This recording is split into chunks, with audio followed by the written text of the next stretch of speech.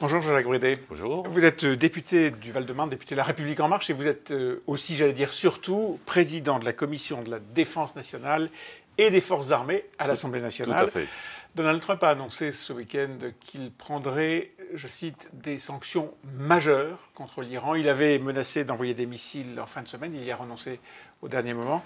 Est-ce qu'il faut prendre au sérieux Donald Trump ? Je pense qu'il faut toujours le prendre au sérieux, malgré les contradictions qu'il peut avoir d'un jour à l'autre. Néanmoins, c'est une situation préoccupante.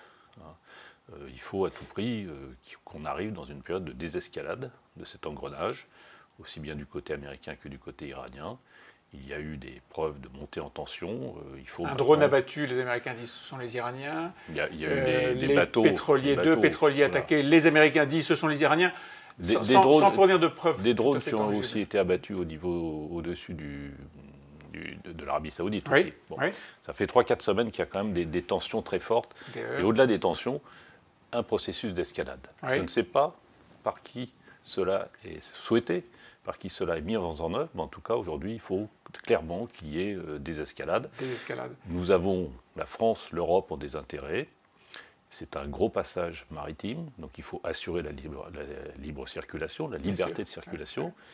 Nous avons plus d'1 million de nos ressentissants qui vivent dans cette région-là. Donc il faut vraiment que l'Europe, la France, appellent à la raison, appellent à la désescalade et prennent peut-être des initiatives. Ça, c'est à voir au niveau des Européens. Et justement, vous dites qu'il faut vraiment que la France, il faut vraiment que l'Europe, mais que font la France, que font l'Europe ? La France est assez inaudible. Cette crise ne date pas d'hier. Elle a commencé à monter en puissance et en risque, et il ne se passe rien. La France avait pris parti quand même. Quand le président américain a déchiré l'accord sur le nucléaire iranien, les Européens ont pris position. Ils ont demandé à ce que les négociations reprennent. Il y a eu des avancées, puisque même les Européens sont allés plus loin de l'accord, puisqu'ils avaient réclamé qu'il y ait une poursuite de l'accord avec la mise en œuvre aussi d'un accord sur le balistique. Bon, mais aujourd'hui, on est dans une phase d'escalade, des escalades difficiles à comprendre, à la Trump, disons, et la France, que dit-elle ? Quelle est la voix de la France dans cette affaire ? Il faut pas parler pour ne rien dire. Donc il faut déjà être prudent, il faut analyser, il faut voir quelles sont les responsabilités. On ne peut pas s'avancer sur un terrain miné, permettez-moi cette expression, sans savoir vraiment les responsabilités. Il y a beaucoup trop d'acteurs qui ont intérêt à une escalade dans cette région-là. Donc faisons attention, réfléchissons bien à ce qui s'est produit, regardons les responsabilités des uns et des autres, que cela soit en différence d'action, en différence de propos, etc. Et il faut trouver une solution. L'Iran ne peut pas continuer à vivre avec les sanctions qu'il supporte. On nous annonce une aggravation de sanctions encore pires. Ce n'est pas normal aujourd'hui, parce que qui est-ce qui souffre le plus ? C'est le peuple iranien. Bon. Donc il faut vraiment faire attention, il faut qu'on retrouve. L'Iran est une grande nation, une démocratie ou une théocratie. On peut en juger ce qu'on veut. Plus ou moins libre. Néanmoins, c'est un pays plus ou moins libre, mais il y en a beaucoup d'autres, des pays plus ou moins libres. Bon, donc Donald Trump a tort de menacer de prendre de nouvelles sanctions. Il le dit aujourd'hui. On ne peut pas toujours sanctionner.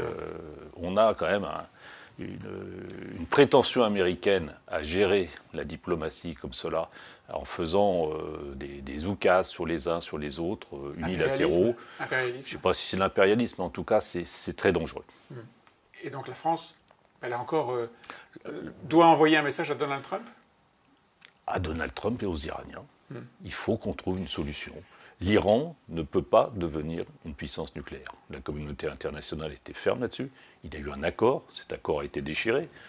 Je ne vais pas dire quels sont les responsables. Les Iraniens ont peut-être traîné un peu trop les pas. Les Américains ont peut-être allé sur une surenchère. C'est les gros bras, comme vous dites. Mais néanmoins, il faut revenir à la table. Il faut prendre tous les sujets. Et il faut faire en sorte que dans cette région, on puisse vivre librement. On puisse vivre aussi d'une manière en paix, en stabilité, sans avoir à craindre la vindicte du voisin. Que fait l'Europe dans cette affaire ? L'Europe, aujourd'hui, elle est peut-être un peu trop auto-centrée sur elle pour renouveler ses dirigeants. On vit cette période-là, c'est tous les 5 ans après les élections européennes. Bon, on va attendre quelques semaines. J'espère que le 30 juin, nous aurons des responsables européens à la Commission, au Parlement et surtout à la tête de la diplomatie et des efforts de sécurité. Et donc là, on va voir ce qu'on va voir. Parce que l'Europe de la défense, on ne sait pas très bien ce que c'est. Ça avance. Depuis 3 ans, ça a beaucoup avancé. Ouais. Je prends le temps de 3 ans parce que c'était le président Hollande et la chancelière Merkel qui avaient lancé le projet de coopération structurée permanente, qui a marché, qui était déjà prévu dans les textes depuis 15 ans, mais c'est une initiative, ça marche. La Commission européenne a pris ses responsabilités en créant une ligne budgétaire consacrée à l'innovation dans la défense, à la recherche. C'est le fonds de l'innovation de défense.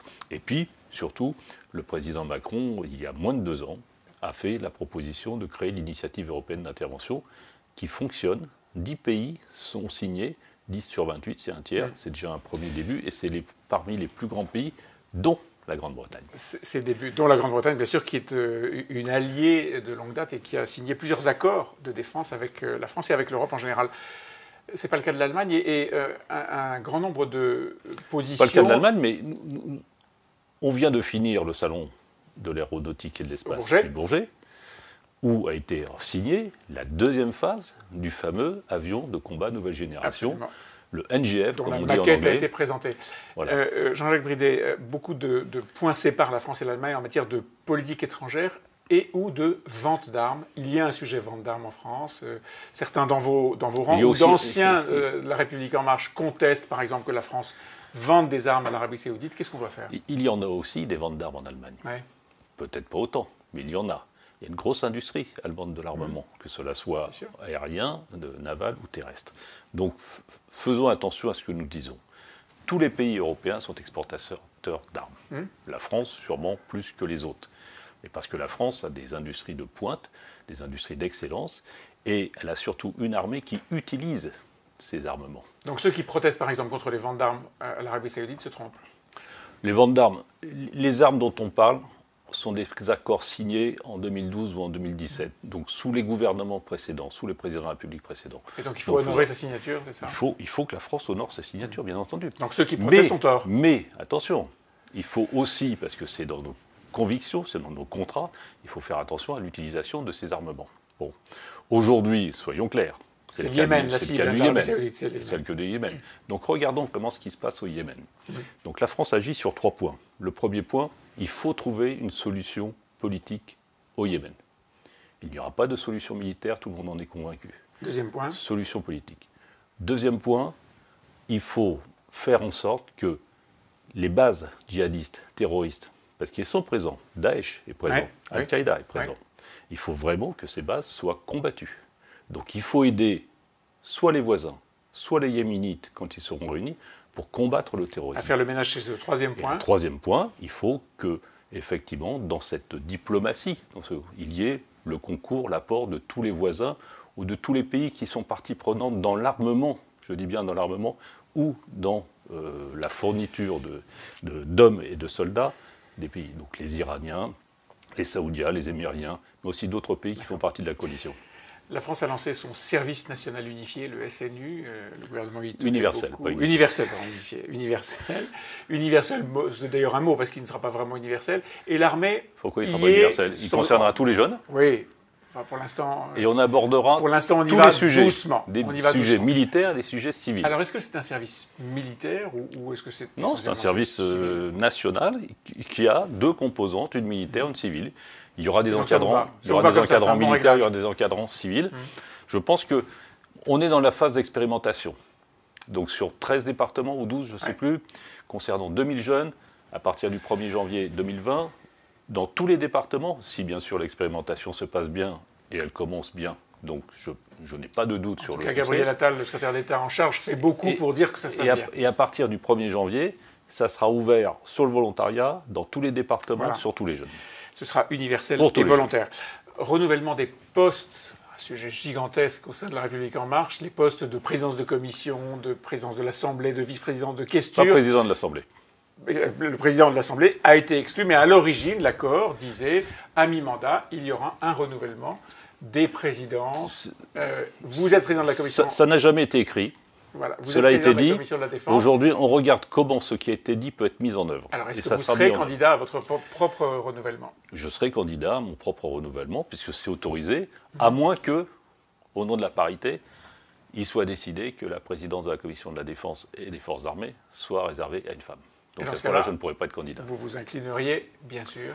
Devant la règle, mais vous regrettez je demande à ce qu'on fasse attention quand même. Bon, il y a tous mes collègues, à tous les postes qu'ils ont occupés, je pense qu'ils n'ont pas démérité dans les fonctions et dans les 2 ans que nous venons de traverser. Aussi bien dans le bureau de l'Assemblée nationale qu'à la tête des commissions. Bon, premièrement. Deuxièmement, donc autant laisser les choses nous serions le seul groupe politique à faire cela. Ouais. Donc faisons attention.